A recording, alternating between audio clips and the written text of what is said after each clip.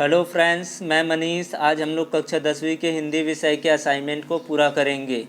इससे पहले मैं सभी विद्यार्थियों को एक बात कहना चाहता हूं कि मैं यह वीडियो समझाने के लिए बनाया हूं। कोई भी विद्यार्थी इसका दुरुपयोग ना करे। इसका पहला प्रश्न है, सबका दुख अलग अलग होता है। अपनी अपनी बीमारी पाठ के आधार पर दुख के अनुभव कोई भी 3 बिंदु में लिखो। तो इसका उत्तर होगा, कोई व्यक्ति अपनी आर्थिक विपन्नता से दुखी है तो कोई टैक्स देने के कारण दुखी है। दूसरा पॉइंट होगा, किसी के पास धन की कमी तो किसी के पास वैभव विलास की वस्तुओं की कमी है। कोई व्यापार में हानि से तो कोई बिजली बिल से तो कोई महंगाई से दुखी है। इसका दूसरा प्रश्न है, निम्नलिखित मुहावरों का अर्थ लिखकर वाक्यों में प्रयोग कर लिखो।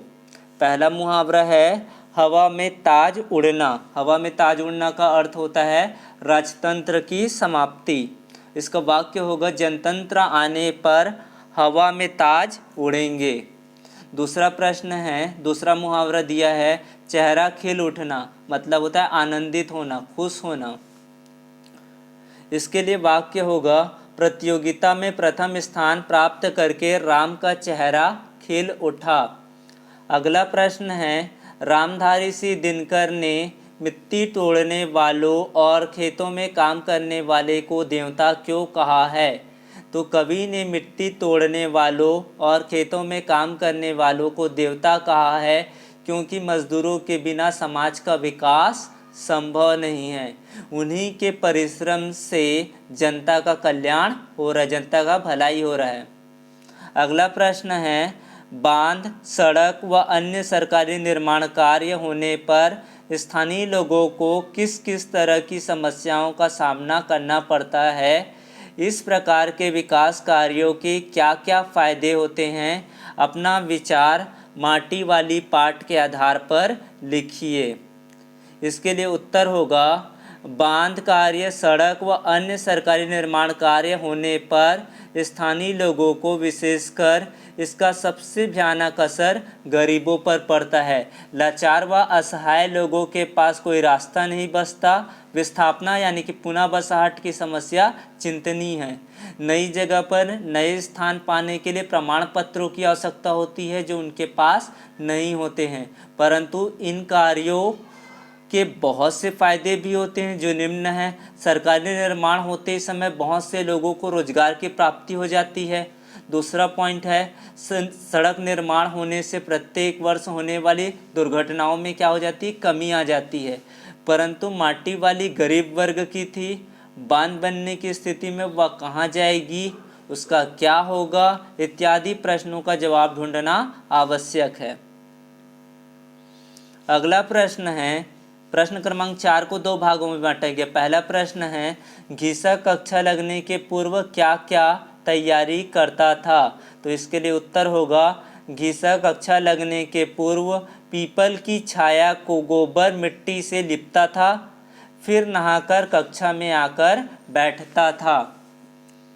इसी का दूसरा प्रश्न है, महादेवी वर्मा को अन्य विद्यार्थियों की अपेक्षा घिसा ही क्यों याद रहा? तो इसके लिए उत्तर होगा, महादेवी वर्मा जी को अन्य विद्यार्थियों की अपेक्षा घिसा ही इसलिए याद रहा क्योंकि उस मलिन सहमे से नन्हे विद्यार्थी की आंखों में न जाने कौन सी जिज्ञासा भरी थी जो सिर्फ उन्हें ही देखा करता था। ऐसा लगता था मानो उसकी सारी विद्या बुद्धि को सीख लेना ही उसका एकमात्र क्या है, लक्ष्य था। वह उन सबके बीच में अकेला अपनी ओर महादेवी वर्मा का ध्यान आकर्षित करने में सफल रहा था।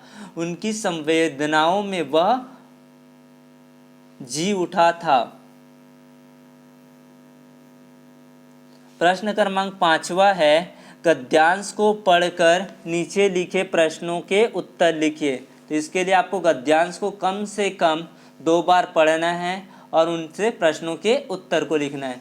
तो इसका पहला प्रश्न है, जीवन की आधारशिला किस काल को कहा जाता है? तो प्रश्न से ही स्पष्ट हो जाता है, जीवन की आधारशिला विद्यार्थी काल को कहा जाता है। गद्यांश का उचित शीर्षक लिखिए। तो गद्यांश का उचित शीर्षक विद्यार्थी जीवन है। तीसरा प्रश्न है, मानव जीवन के लिए विद्यार्थी जीवन का महत्व स्पष्ट कीजिए। मानव जीवन के लिए विद्यार्थी जीवन अत्यंत महत्वपूर्ण है। इस काल में अच्छे गुणों एवं संस्कारों की दृढ़ नींव पड़ जाती है, जीवन सुखमय बन जाता है।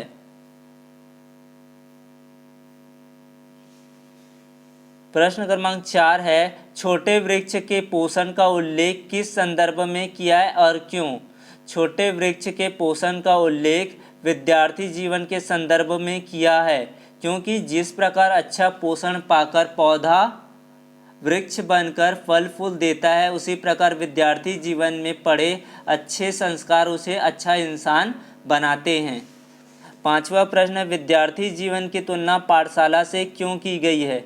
विद्यार्थी जीवन की तुलना पाठशाला से इसलिए की गई है क्योंकि जिस प्रकार छात्र ज्ञान प्राप्त करता है, उसी प्रकार विद्यार्थी जीवन में बालक जीवनोपयोगी यानी कि जीवन के लिए उपयोगी गुण ग्रहण करता है। Thanks for watching my video. Please subscribe here. और विद्यार्थी इसका दुरुपयोग ना करे। Thank you. That's all.